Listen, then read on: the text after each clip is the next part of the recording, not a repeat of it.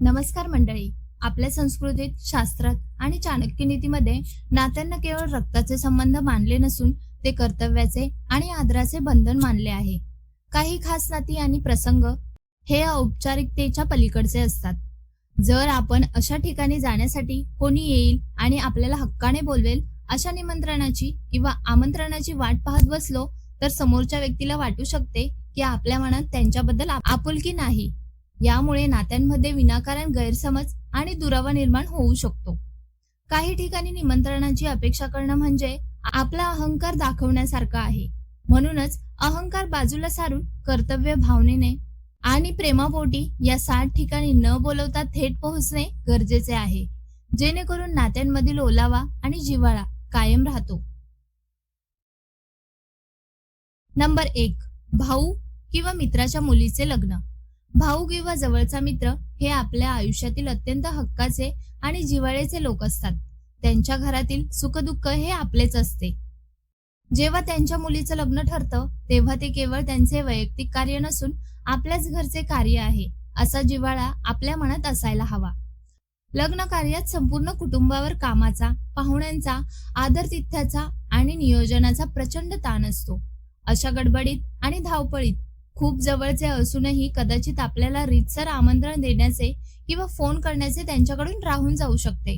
अशा वेळी मला बोलवले नाही असा खोटा अहंकार किंवा राग मनात न धरता आपण स्वतःहून त्यांच्या घरी पोहोचले पाहिजे.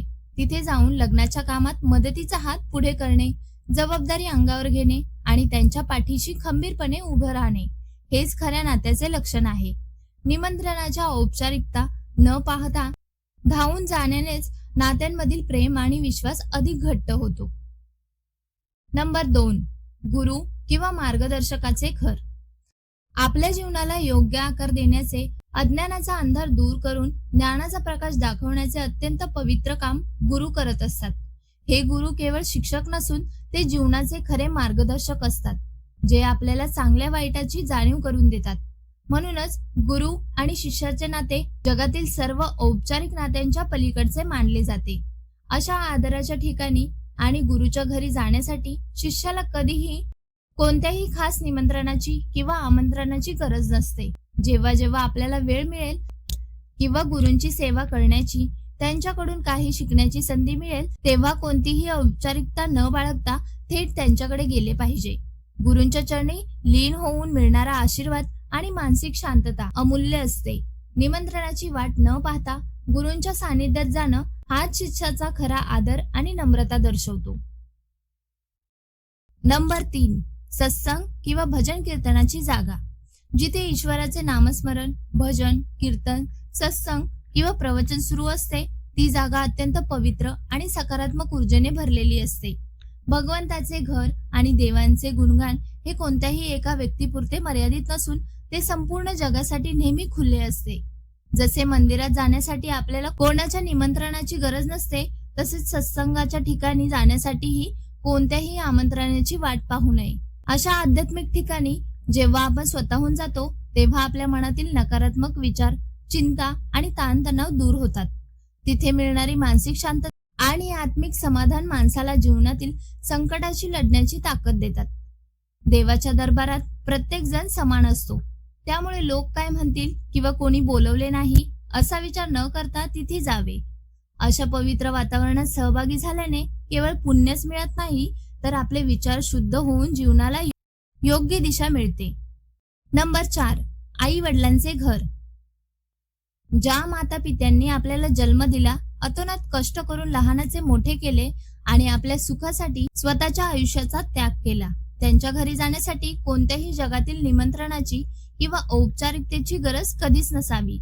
आई वडील आणि मुलांचे नाते हे रक्ताचे आणि जगातील सर्वात पवित्र नाते असते. लग्न झाल्यानंतर किंवा नोकरी व्यवसायानिमित्त वेगळे राहू लागल्यावरही आपल्या वृद्ध आई वडिलांना वेळोवेळी भेटायला जाणे, त्यांच्या प्रेमाने विचारपूस करणे आणि त्यांचा सांभाळ करणे हे प्रत्येक मुलामुलीचे परम कर्तव्य आहे. आई वडिलांचा घरावर आणि त्यांच्या मायेवर मुलांचा जन्मसिद्ध हक्क असतो.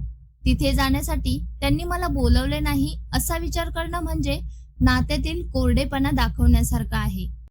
आपल्या माणसांना आणि विशेषतः जन्मदात्यांना भेटायला जाण्यासाठी केवळ मनात ओढ आणि प्रेम असावे लागते.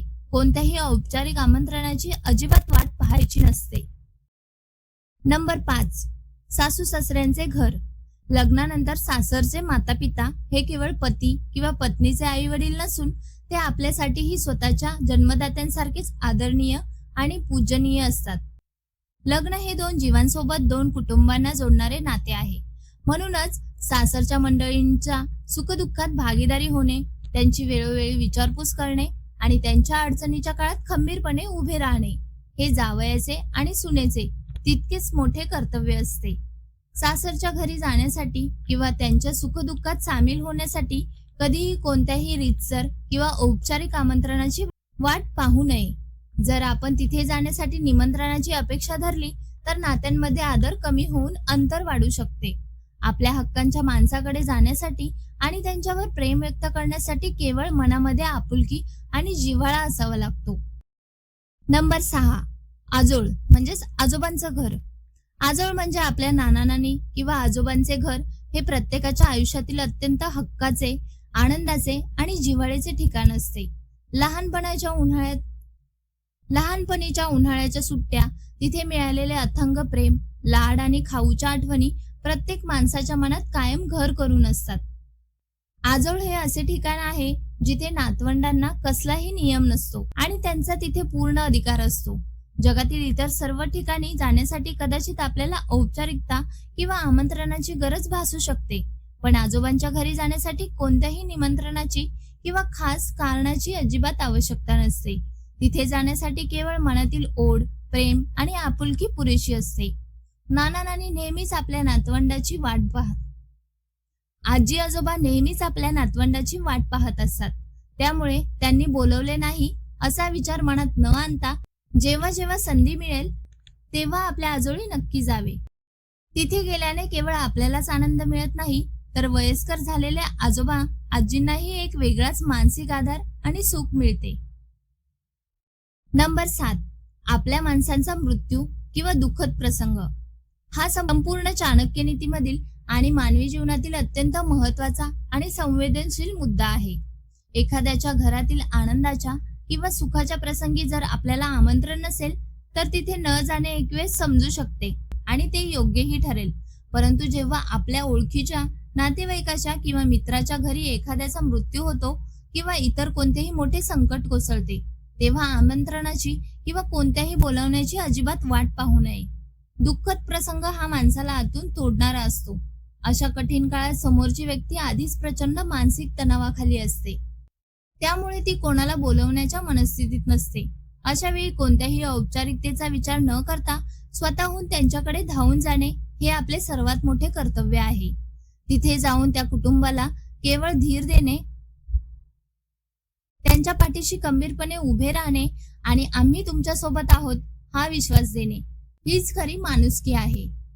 संकटाच्या वेळी निमंत्रणाचा अहंकार बाजूला ठेवून मदतीला धावून जाण्यानेच नात्यांमधील खरे प्रेम आणि जिव्हाळा दिसून येतो.